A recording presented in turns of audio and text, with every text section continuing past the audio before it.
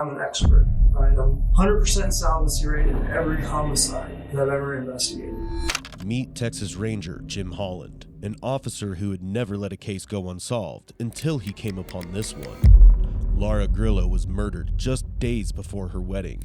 All eyes turned to her fiancé, John Macris. Sensing there was more to the story, Ranger Holland was determined to expose the truth behind the web of lies. So there's about 120 rangers in the state of Texas. There's 8 guys called USIT rangers. If you get picked to be one of these 8 dudes, then you must be pretty good. All these conversations, how do I know about these people? How do I know about the guns? How do I know about all this? Because recorded. With a sharp intuition and unwavering resolve, he managed to drag every hidden secret into the light, determined to uncover the truth behind a crime that had shaken the city of Rowlett, Texas to its very core. The deeper Holland dug, the darker the truth became. But Jesus told her, you were going to pay Jesus $9,000 for killing your wife. On November 13th, 2015, a tragic 911 call from Laura Grillo's brother, Brian Ameler, revealed that she had been shot in her home.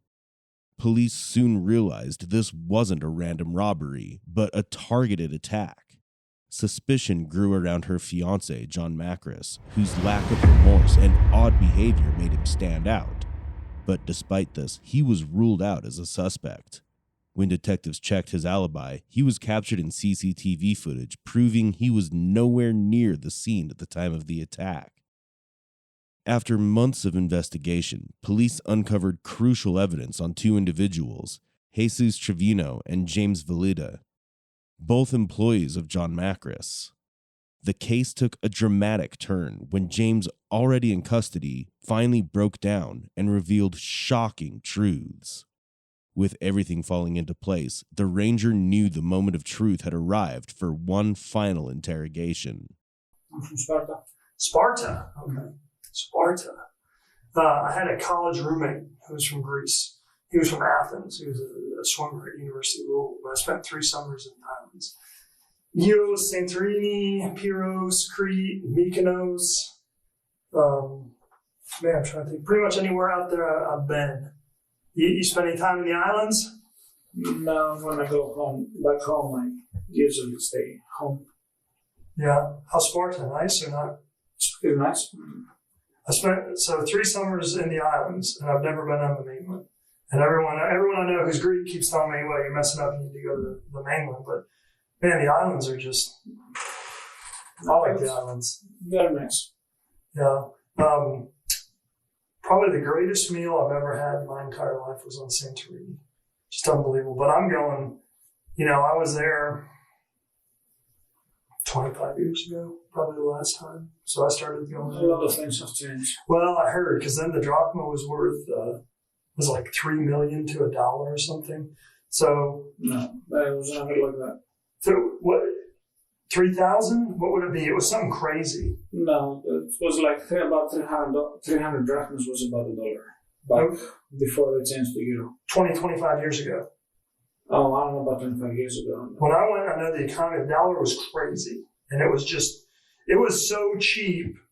I mean, I could go there and have breakfast, lunch, dinner, and get a hotel for, it was probably like $5. Well, 25 years ago, yeah. And I'm kind of a stickler on things, so let me go through again.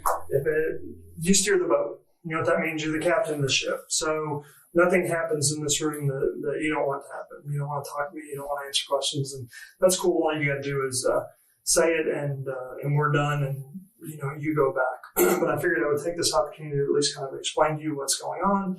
And I figured you would probably have questions about what's going on. I'm kind of a pretty straightforward guy. I just kind of throw stuff out there. All right. So I just kind of rap through it. And if if I lose you or anything, then just stop me and ask a question. If you want clarification on anything, then all you can do is ask me. Okay. Pretty straightforward. I'm not going to lie to you or blow smoke or anything like that. Cool. All right. Number one, let me tell you about me. I'm Jim Holland. I'm a Texas Ranger, but I'm not just a regular Texas Ranger. Do you know what Rangers do? Not really. Okay. You met a Ranger in this case already. Yeah, somebody talked to me at the PD. Right, a younger guy. So I'm what they call a USIT ranger. So there's about 120 rangers in the state of Texas, okay? They do a bunch of different things, from murders to homicide to public corruption, you name it, and they do it. All right? There's 8 guys called USIT rangers. Okay? What? USIT, U-C-I-T. Okay. Unsolved Crime Investigative Team. So of all the 120 rangers, if you get picked to be one of these 8 dudes, then you must be pretty good. No one who's young ever gets picked. No one who's bad ever gets picked. Only people that are exemplary in what they do and have a lot of success. So I'm fortunate, I guess, or unfortunate, depending on how you look at it, because I get a bunch more work to do that, which means I've been a ranger for a really long time. I've been doing this stuff for about 23, 24 years, and I'm pretty good at what I'm doing. I'm really good at what I'm doing now. After setting the stage, the ranger wastes no time in revealing his identity, instantly seeding fear in John's mind. With the tension thick in the air, Jim is now poised to present each piece of evidence one by one, tightening his grip on the unfolding moment. Well, sometimes it's hard to make a decision. Hard.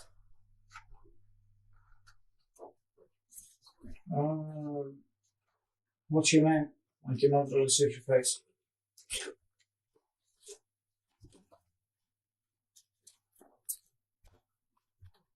Still, I need to see your face. Or your name. Janet? Yeah, I know about Janet. Yep. So this is the deal. When this murder goes down, Laura, your wife, fiance, sorry, a couple months later, Janet is getting interviewed and questioned and everything like that, and she comes forward. Actually, they approach her after they find this on a webpage. And this is her with a gun, which is a .40 caliber Springfield XD. The bullet that killed your wife was a .40 caliber weapon. Okay. This is Jesus's apartment, or where he was staying with the SpongeBob stuff. We went back and took some pictures. So she's kind of hanging out there with the stuff on the internet. So I'll give them their kudos when they deserve it. They go when they find her, and I have since gone back and interviewed her and spoken with her. And 6 months ago,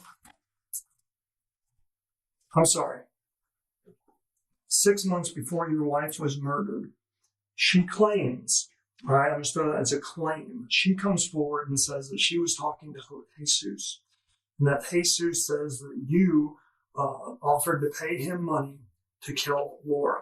And I think it was 4,000 or 9,000. The number amount is all over from 9,000 to 15,000 or something. But she says this, and she says that Jesus not only told her that you hired him to kill your wife because you didn't want to get married and you wanted custody of the children. That's what she says. She's just some kind of chick, right? Look at her. Do we believe this? Do you think she's credible? Oh, come on. You wouldn't listen to that, would you? But this girl says that Jesus told her that he'd been hired by you to kill your wife and was going to be paid X amount of dollars. I mean, I thought that was kind of... And then they show me these pictures. I'm like, all right. So you know what?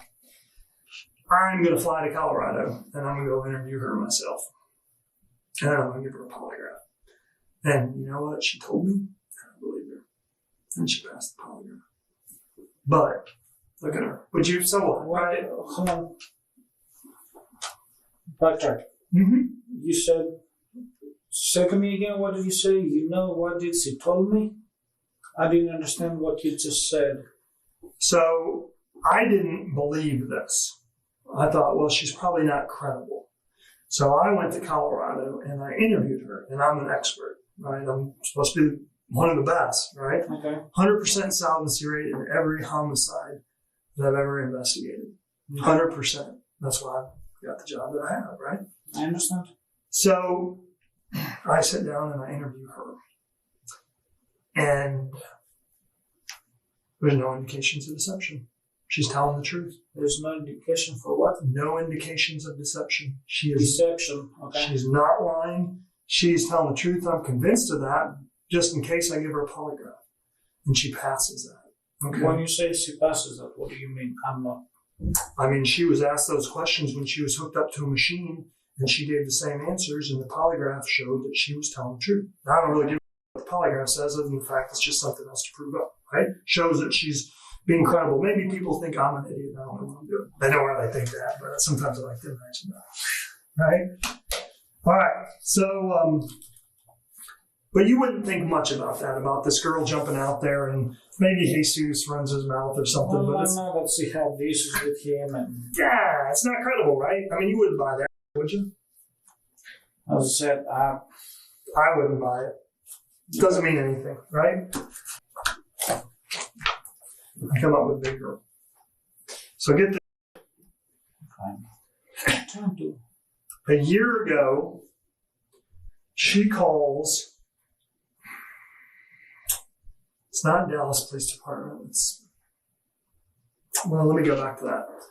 We interview her. She steps forward and she says that a year ago, while she was involved with Jesus, she said that Jesus told her that you were going to pay Jesus $9,000 for killing your wife because you wanted to keep custody of the kids. After realizing the pressure was closing in, John quickly shifted his stance, scrambling to defend himself. But it was already too late. The ranger had uncovered a game-changing revelation, a woman's testimony with serious allegations against Jesus.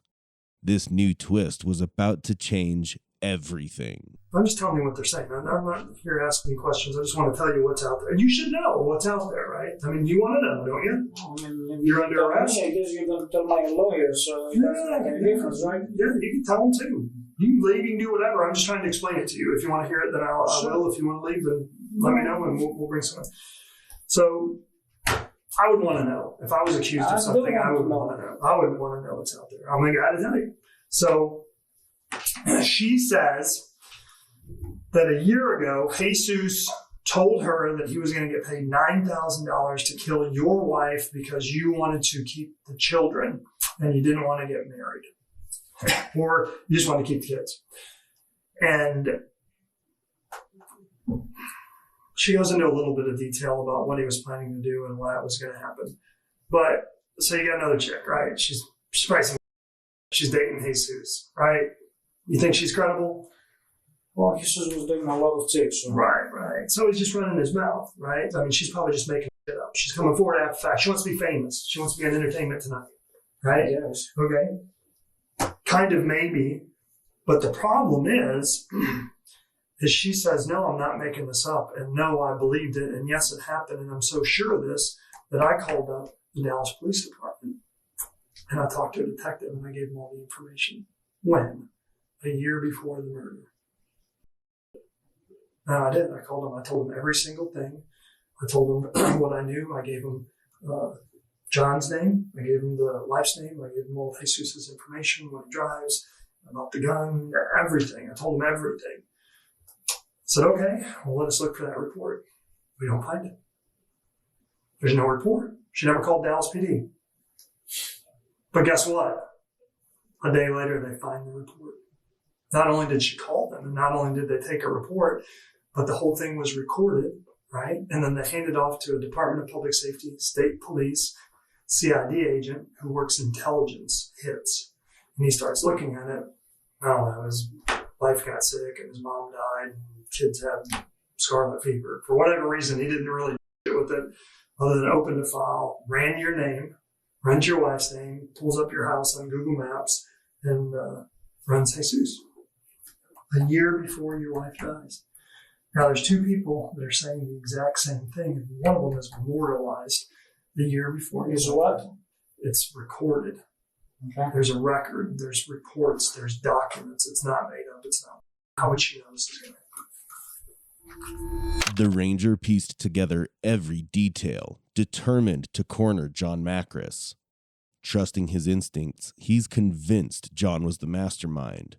But what he uncovered next stunned everyone, shattering expectations and cutting through the lies. You know this dude? Yes. How do you know him? Manuel brought him to help with some work randomly. Mm-hmm. And what did he do? Whatever, just helping stuff in the houses. How long before your wife's murder? It's been a while. Mm-hmm. So, brain surgeon, Mr. Trevino, reaches out to him and says, hey, this is the deal, dude. John's going to pay me $9,000 to kill his wife because he wants to keep the kids. And I need 2 drivers. And I want to see if you'll do it with me. Right. No. So we bring him in. Doesn't necessarily want to talk. The problem is he get caught up in a conspiracy to commit murder if there's any chance he has anything to do with it. So he lays out this whole story. I mean, everything. Planning what was going on, why it was bothering him, why he wasn't going to do it. All this, he lays everything up. Know him? Juan Salazar. No, I don't know about that. Another buddy, right? Mr. Trevino's got all kinds of buddies. Guess what he does with him? He goes to him and says, hey, dude, this is the deal. My boss is paying me $15,000 to whack his wife so he can keep the kids, and I need a driver. Would you be interested in doing it? Not. Same thing. He comes in, he gives an affidavit, a statement, he swears to it. Now I got 1, 2, 3, 4 people saying the same exact. Boom.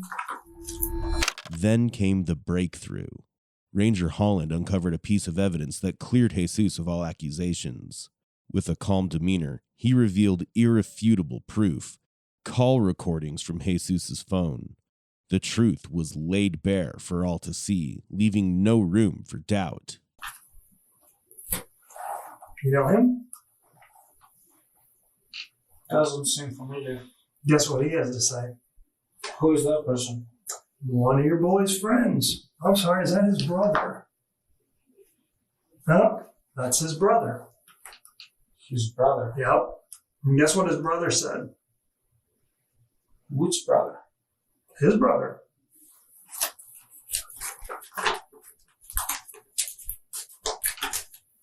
Mr. Trevino's brother.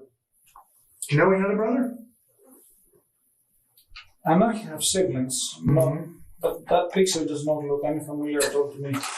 Well, guess what he says? He steps up because he gets in a bind and he's getting ready to go down on another deal and he wants to help himself out. So he reaches out and says, hey, you know that murder that Rowlett was working? Yeah. Guess what? My brother approached me. He offered me a gig to do that murder with him. We were going to get paid, I think he said he was going to get paid $4,000. I knew about everything about it. We were going to get 2 cars. We're going to get dropped off. We're going to do the hits. We're going to wipe it all out for John, his boss, because he wanted custody of the kids. But at the last minute, he cut me out because A, he wanted all the money, and B, because he made a statement that if there's any kids in the freaking house, he was going to kill them too. And he says that Trevino told him, if you kill any of the kids, then we're not going to get the money. And so Trevino, he says that his brother cut him out because he knew that he's kind of a hothead, and then if there's kids there and he was going to go down for it, that he would kill them. So he said, no, you can't do anything. I'm just going to take care of it. What are we up to now? 5, 6, something like that? You know him? His face does not look very familiar to me. Guess who he What's is? his name? We're going to ask me all the complicated questions. David Arredondo. Oh, I think I might have these 2 pictures mixed up. David Arredondo, no, that is Manuel's brother. Mm-hmm. Oh, and you're probably wondering, how do we come up with all these names? What do you mean? I mean, how are we getting all these people that are coming forward and getting information from them? I mean, they're kind of types. It's not like they're going to just jump out there. What's your job? Well, yeah, but guess who makes it really easy? Because guess what he does? He's got an app on his phone to record all the conversation. I told you about this app because I use this app for my clients. I bet you know how to turn it on and turn it off, don't you? What do you mean? I mean that every phone call you make, do you record it or just the ones that you want to? It's recorded in all of them, and just when I finish using the conversation, I just delete it. Mm-hmm. Do you think he does that, or do you think he backs it up to the cloud? What would you think? You know, I think he's a... You already know the answer. He backs it up to the cloud. So every phone call that he's ever made, outgoing and incoming, is backed up to the cloud. Well, because of what I do. Pretty good at what I do, right? Back in the club. Oh yeah. Do you think Rowlett thought about that? Nope. But you think I did? Basically, I tossed his phone the day after we left. It's all in the cloud. Guess who has all that? All these conversations. How do I know about these people? How do I know about the guns? How do I know about all this recorded? Conversations with you recorded. A week ago, I started working this case. Within 24 hours, it was pretty much done. Presented the facts to a grand jury on Tuesday. Not for arrest, but for indictment. I'll explain that. For what? Indictment.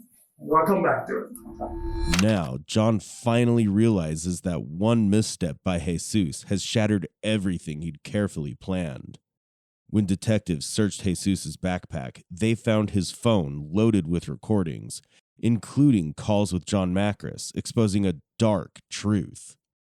The Rangers, sensing the pressure mounting on him, relentlessly cranks up the intensity of the interrogation, leaving John nowhere to hide. 1, 2, 3, 4, 5, 6. Is that 6 or 7? I lose track. I don't think it really matters. Doesn't. When I say he's a I'm dead on. Okay. But I want to keep going. I want to prove that I actually know what I'm doing. Right?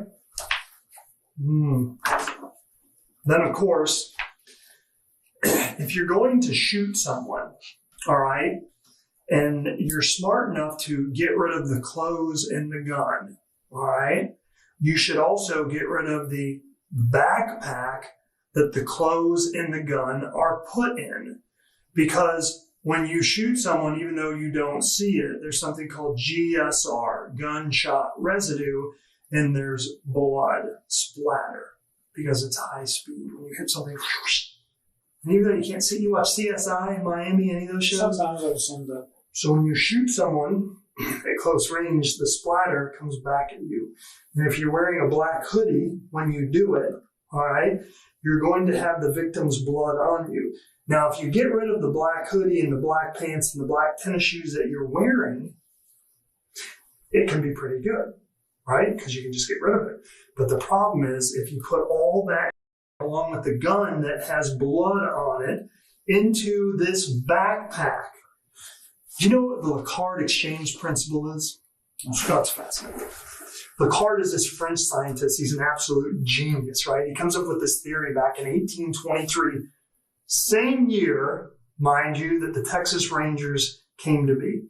And the Lacard exchange principle is fascinating. It's that when two objects touch, this table and that phone, there is an exchange.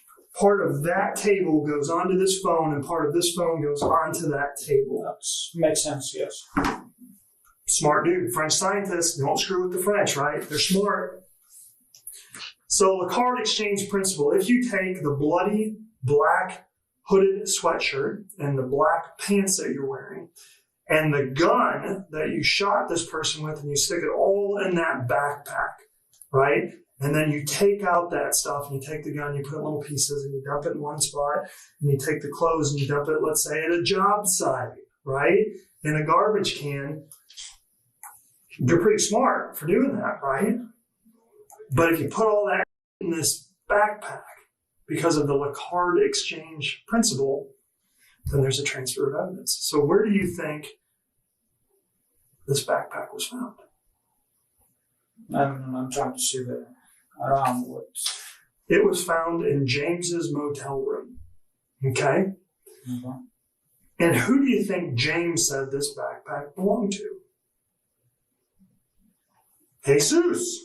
Yes. Right? And who do you think that all of these other knuckleheads, 7, said this backpack belonged to? From where it's going, I'm guessing Jesus. Right? And what do you think they said that Jesus always kept in that backpack? His 40 gat. You know what gat is? No, sir. Gun. His pistol. Okay. Mr. Trevino, he wants to be a gangster. His problem is he's not. He's in kind of a bind right now, and I'll explain that to you. He's got this thing. He likes to tell people that he's part of Mexican gangs that work for drug cartels, but he's really not. it's not a big deal when you do that, but when you do it and you're in jail, it's not so good. Because those people don't like people saying that they're them. And Yes. you know, they're in a Mexican drug cartel gang for a reason, right? And if you're not, you're saying that, you take that stuff personal. Anyway, back to Mr. Trevino's backpack, which is found in James's motel room. Take that out. Rowlett PD does a good job and they secure that. But guess what they don't do? What would you think? That exchange of The card exchange principle, right? But the Ranger, smart son I am, I looked at that and I said, did y'all do GSR on it? Did y'all swab it? Did you do DNA? Did you do S strand? Did you do Y strand? Did you do all the different strands that you could think of? All these high molecular $50,000 tests. What are you talking about? Right? Okay. But hey, I'm the man. Governor picks up the phone for a reason. So I go down there and I see that picture. And what do you think the first thing that I do is? tell them to do all the stuff, yes. Tell them. Takes me an hour. Takes me an hour. I drive over there. By the time I'm done drinking my double latte from Starbucks, I got that done. They're calling me up. And guess whose DNA is in the CODIS database? You know what CODIS is? No. Combined DNA Indexing System. It means if you're and you get arrested, they take your DNA. They run a swab of your mouth, and it goes in this giant computer base. Okay? Mm-hmm. That's so when you get out of jail, if he commits a crime, and he leaves his DNA at a scene, all the police got to do is test it, and they have a hit. Mm-hmm. All right? Because he's a knucklehead and he's been to prison, we keep his DNA because we know he's going to commit more crimes. So as soon as I run this, what do you think I get? I hate to this. Not 1, 3. I mean, if you get 1 or 3, I mean, if it's his backpack, then His DNA would be in it, right? Yeah. What about his sweatshirt that was in there, right? He wears it, so his DNA's on it, and it's going to be inside the backpack. Do you think your wife ever walked over and bled on that? I mean, did you ever see your wife walk over to Mr. Trevino's backpack and cut her wrist and bleed inside of it? Of course not. No, she wouldn't do that. That'd be silly, wouldn't it? Of course. Well, absolutely. And that's why I've concluded that the blood that is inside here, whose DNA matched to your wife, came from the gun in the sweatshirt. The gun that he used to kill her and the sweatshirt that he was wearing when he did it. Wow. The card exchange principle. Bloody interior of backpack with GSR gunshot residue, his DNA on it, 7 different people saying that it's his backpack, GSR from the gun, and your wife's blood inside that backpack. What would you conclude from that? That he's guilty. Hell yeah, I did it. Some did it. Now, sensing the perfect moment, the Ranger revealed a pivotal discovery. During their surprise visit to James's motel, they uncovered a backpack belonging to Jesus. Inside, it contained vital evidence that ultimately unraveled the entire story. Problem is, we can stop right there, right? End the show. We got him. 7 people saying that you hired him to kill your wife. If it was 1, 2, 3, 7. Can't ignore that. But there's more people involved. There's got to be more people involved. This backpack, right? The stories. Faced with overwhelming evidence, the Ranger wastes no time, hitting John with a relentless barrage of accusations. Keeping the pressure high, he gives John no room to think, no time to escape. Sooner or later, he's bound to crack. Pinpoints signal at James's apartment, motel, there's a difference. Picking him up and then driving. Can you show me where your house is in there? Yep, that's it. You know why that X is there?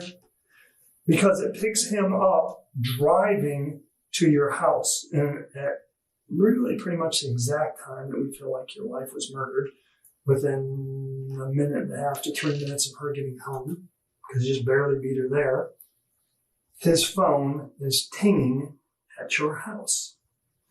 And then his phone goes all the way back towards, where's this? Oh, right here. And it stays there for just a little bit. And then it goes to, where's that Home Depot at? Oh, here. There. This is where he came and met me. Yep. Right after he killed your wife.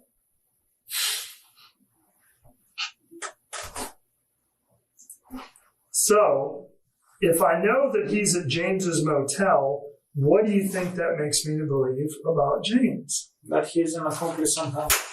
Bingo! James. What do you think about him? As I said, him, I didn't really have any relationship or anything with him outside of work. Let me tell you about him. Okay? I heard that he was a offender after the fact that they didn't know all the stuff.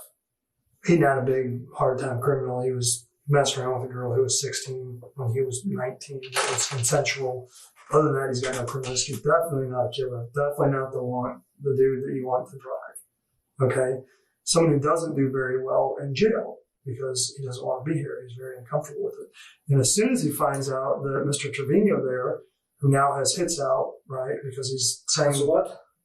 People want to hurt him because he's not really in this gang that he claims to be in. Oh. So he wants to get out, all right? So as soon as he finds out that he is implicating him in this murder, then he decides to come forward. And he comes forward and he says that about 3 weeks before your wife's murder, he meets with him. He offers him a job to drive because you're going to pay him money to kill your wife because you don't want to lose custody of the kids.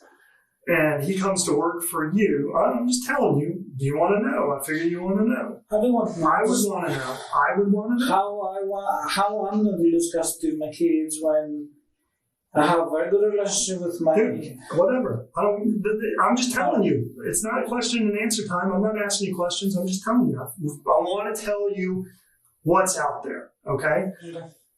So as soon as he finds out that he's given him up on this murder, he comes in and he sits down and he tells the whole story about how he approached him 3 weeks ago because you were going to pay him money to kill your wife so you could keep custody of the kids. And he's going to get paid $1,000 to be the driver. Then he goes into conversation about, oh, by the way, this was all, recorded and videoed and everything like that. And he gives an affidavit statement and he's met with the district attorney and all that other stuff. So then he sits down and he gives a statement. And in that statement, he specifically talks about how he was part of a conversation between you and him talking about how this was going to go down and how you three went into a room after the murder and discussed how everyone needed to shut up and keep quiet the day after the murder. But let's go forward a little bit. He also says that he was a big sissy and he wouldn't just do it. He kept dragging it out. He says that you got really, really mad about that and that you told Mr. Trevino that you need to get together and knock it out because you haven't done anything to plan for the wedding. You haven't gotten a tuxedo, and now your mom's going to be coming, and he needs to get done. Then he says, one-on-one, right, that while you guys were out at a dump, that you have a conversation with him, and you're talking about the murder, and is he really going to do it? And he says, no, I think he's a big sissy. And then you turn around and say, well, he was supposed to do another job for me, my ex-wife down in Georgia. Would you do a hit for $15,000? And he says, well, that's not really my deal. I don't really do that. Because he's not really a hitter. So someone who's going to do a murder shouldn't hire someone who is afraid of the sight of blood, right, to do it. And they shouldn't hire someone he's not really, he's a pretty legitimate dude. He just has some issues and he did something really, really stupid. You shouldn't bring him along for the ride, and then you shouldn't have a conversation with him about it. Now, you can blow off everything that he said, and you can blow off everything that he said, but the deal is these two have been separated, and they were both interviewed, and they both said exactly the same thing. Seeing that John was completely cornered and with no way to defend himself, the Rangers seized the moment, unleashing explosive evidence uncovered during James's interrogation. Proof that would shatter John's last hope of escape. I scared her. She actually tried to run. And that's what I said, yeah, he shot her. Is that how I did it, or? You just shot her? In the head, As to major detail. When he came out, did he have any blood or anything on him, or he had his gloves and his booties and all that shit, or Just his gloves. okay? Did he go in with a backpack or no? All right. What about the gun?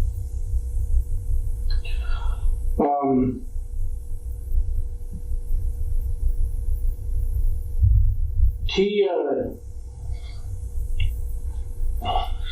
had it, but it wasn't out now. Mm-hmm. He gets in, he throws it in the backpack.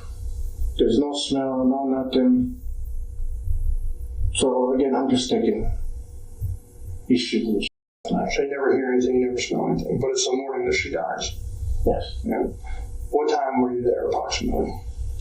I can't tell you that 100%. Okay. I wasn't watching the clock. Where do you go after you leave there? We go back to the motel, and then we go to Home Depot. What's he do at the hotel? He goes and takes a in the restroom, and then he does some. He waits a little bit, and then we leave. What's he do with the gun?